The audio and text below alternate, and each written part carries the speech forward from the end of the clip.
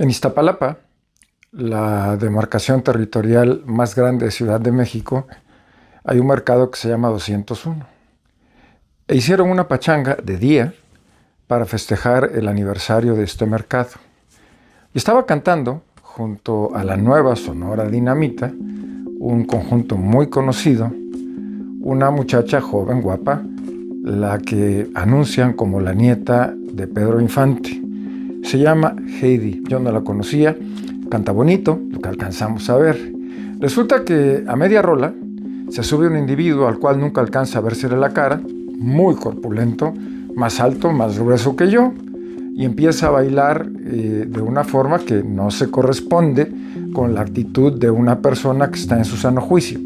Parecería de lejos de verlo en ese video que este individuo, que se llama Gian López Semanat, que nació en Cuba, pero que es nacionalizado mexicano, se encontraba intoxicado.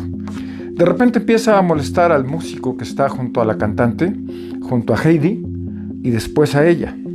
A ella le indigna que la moleste y le dice que se aparte, y le da un empujoncito. Él se voltea de repente y con todo cinismo e impunidad, y eso está clarísimo en el video, él le mete la mano en la entrepierna.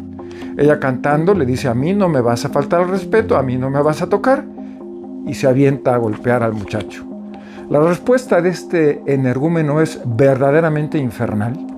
Había cientos de personas observando, la tira de los pelos y le pone una golpiza en apenas 3 o 4 segundos. Fue difícil para la gente presente separarlos. El asunto podría haber pasado desapercibido porque ocurre diario. Si no hubiese habido muchas personas con teléfonos celulares grabando, si este no hubiera sido un evento en un sitio público, y sobre todo si no se tratara de una persona de la farándula, del medio artístico. La pregunta es, mientras me está haciendo el favor de ver este video, ¿cuántos actos de violencia se están cometiendo? Ojo, no solo de hombres salvajes, estúpidos, contra mujeres indefensas y débiles, también de hijos contra padres. En España ya se reconoce como algo cotidiano la violencia no solo psicológica, sino física de hijos contra padres senectos. Es decir, hijos que golpean, agreden, encierran, dejan sin comer a sus padres mayores. Yo tuve la triste experiencia, cuando fui director del DIF, de conocer muchos casos, pero muchos casos, de hijos que le roban a sus padres las tarjetas electrónicas de depósito y les quitan sus pensiones. Las pensiones del bienestar, que son nuevas ahora, pero también las pensiones del IMSS, las pensiones del ISSSTE, el resultado del trabajo de la vida de los ancianos, que es robado por sus propios descendientes, por sus familiares. Esos también son actos de violencia. Como es acto de violencia cerrarle el paso a una persona con el coche, como es acto de violencia ofender, como es acto de violencia denostar, como es acto de violencia agredir, calumniar, mentir, difamar. Todo esto es una cultura, y es una cultura que conlleva profunda agresión, profunda frustración, y la pregunta es, ¿de dónde nace? Hay muchos estudios, y que me pongo a revisarlos. Y bueno, los expertos coinciden en que uno de los grandes temas es la televisión.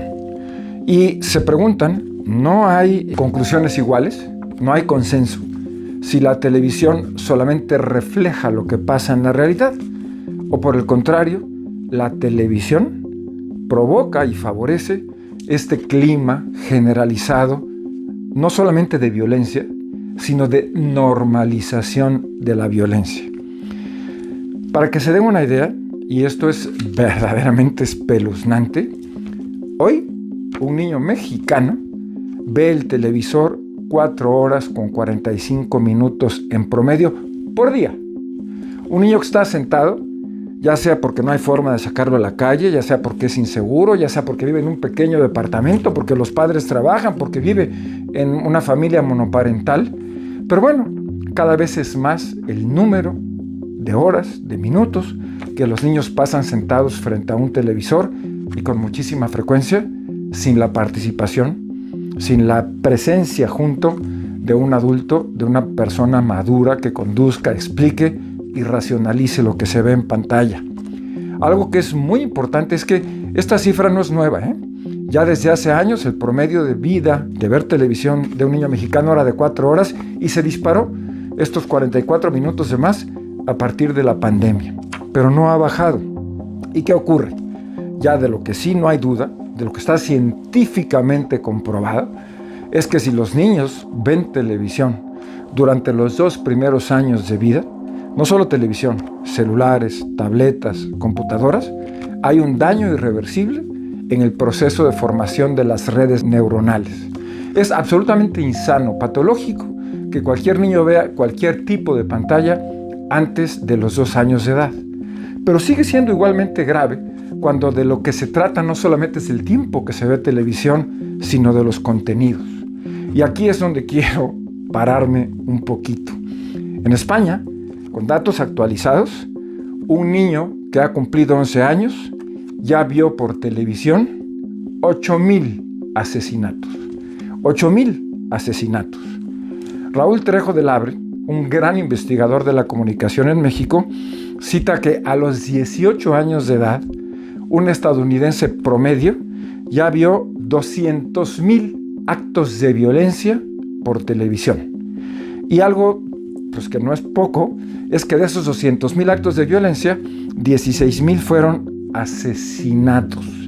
Vio 16,000 homicidios violentos sentado en la sala de su casa. ¿Esto qué significa? Nos guste o no, que estamos normalizando la violencia, que la estamos aceptando como parte de la vida cotidiana.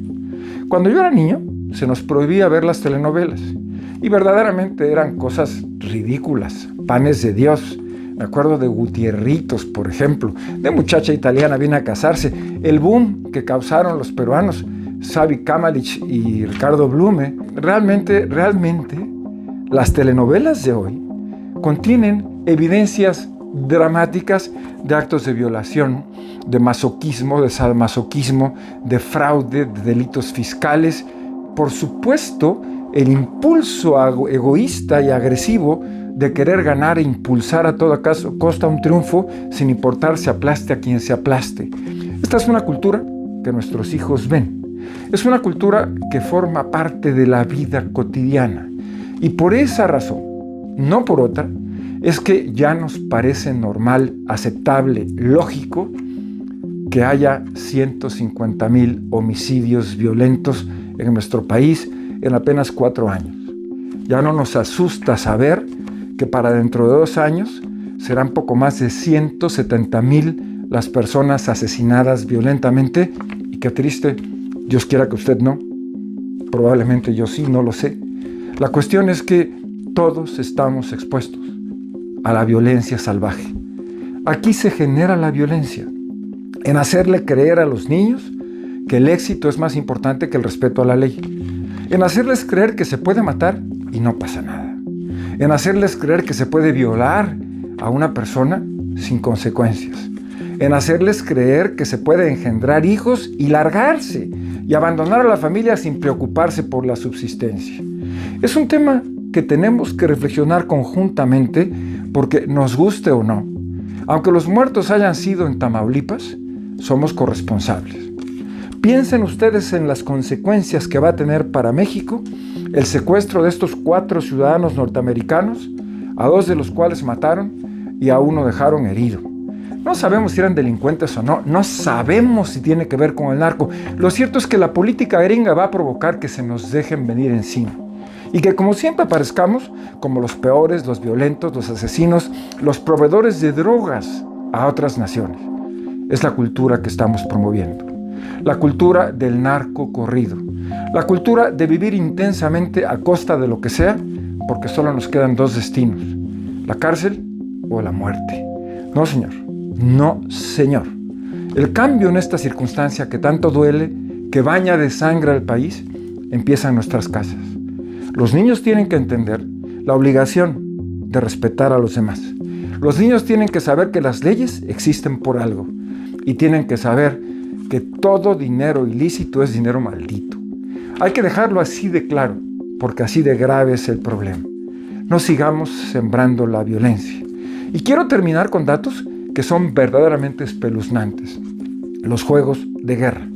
Los juegos electrónicos que se han convertido en otro de los elementos de aculturización, en otro de los elementos de violencia salvaje. Yo, por ejemplo, tuve un debate y empecé a involucrarme en esto cuando mi hijo, que era un preadolescente, quería de regalo un videojuego que se llamaba Call of Duty, una de las primeras versiones de este juego, cuyo trabajo fundamental es asesinar a los demás, y el que más mata y queda vivo al final es el ganador. Bueno, pues usted sabía que hay un torneo de este tipo de juegos que se puede extender hasta por 30 horas, los muchachos jugando, matando gente sin dormir, que en la última edición pagó $40 millones de premios. Juegos que exaltan la violencia, juegos en donde la realidad virtual se apodera de las cosas cotidianas y matar al otro, y matar a legiones de enemigos, lo convierte a uno en triunfador. Hay millones de niños y jóvenes que pasan noches enteras sin dormir, días enteros sin dormir, capacitándose para estos torneos, pero también pensando que matar es normal, pensando que matar te puede regalar $40 millones. Ese país yo no lo quiero ni para mí, ni para mis hijos, ni para mis nietos, y menos para usted. Sembremos conciencia en nuestras casas.